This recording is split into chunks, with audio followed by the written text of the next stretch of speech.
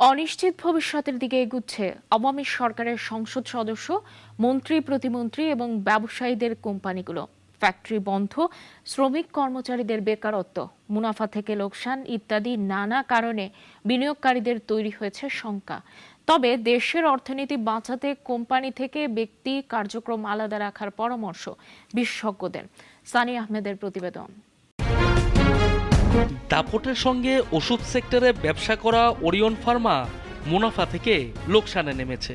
Dividend দিতে না পারায় এই ক্যাটাগরিতে ছিটকে গেছে জেড ক্যাটাগরিতে। সবকিছুই যেন ওলটপালট হয়ে গেছে আওয়ামী লীগের সঙ্গে ওতপ্রোতভাবে সম্পৃক্ত থাকা গ্রুপটির কর্ণধার ওবায়দুল করিমের বিরুদ্ধে আনা নানা অভিযোগে। বেক্সিমকো গ্রুপের বর্তমান নাজুক অবস্থার বিবরণ দেয়া নতুন কিছু নয়। আওয়ামী লীগের সাবেক সংসদ সদস্য সালমান এফ রহমান ও নাজমুল হাসান পাপনের সঙ্গে সম্পর্ক থাকায় এই গ্রুপের ভবিষ্যৎ অন্ধকারে এমনটাই আশঙ্কা করছেন ভুক্তভোগীরা।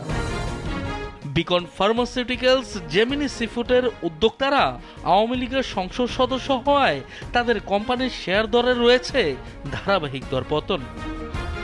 ডিএসসির সাবেক প্রেসিডেন্ট, সাবেক বাণিজ্য প্রতিমন্ত্রী আহসানুল ইসলাম টিটুর মোনা গ্রুপের মোনা ফাইন্যান্সিয়াল কনসালটেন্সি ছাড়াও তিনি ওতপ্রোতভাবে জড়িত তালিকাভুক্ত কোম্পানি সন্ধানী লাইফ, পূরবী জেনারেল ইন্স্যুরেন্স সহ সমরিতা হাসপাতালে।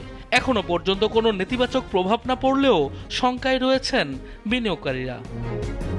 ডোরিন পাওয়ারের মালিক সাবেক সংসদ সদস্য তাহাজিব আলম সিদ্দিকের গ্রেফতার হওয়া, কোম্পানির ফ্যাক্টরি বন্ধ ও বিক্রি করে দেওয়া ইত্যাদি সিদ্ধান্তে কোম্পানিটির অন্ধকার ভবিষ্যৎ দেখছেন বিনিয়োগকারীরা।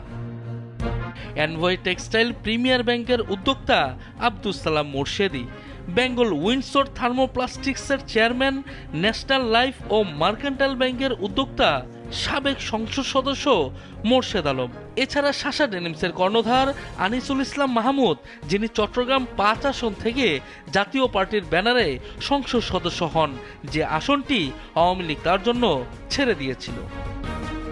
ফুয়াং ফোর্স, জিএসপি ফাইন্যান্স, শাওয়ার রিফ্যাক্টরিটিস, যমুনা ব্যাংক, সামিট পাওয়ার, দ্য পেনিনসুলা চিটাগাং, সিবিও পেট্রোকেমিক্যাল, আরামিড লিমিট ও আরামিড সিমেন্ট, বিআইএফসির মূল উদ্যোক্তারা সাবেক সংসদ সদস্য। এসব কোম্পানির সঙ্গে সরাসরি সম্পর্ক থাকায় এগুলোর উপর নেতিবাচক প্রভাব পড়ছে।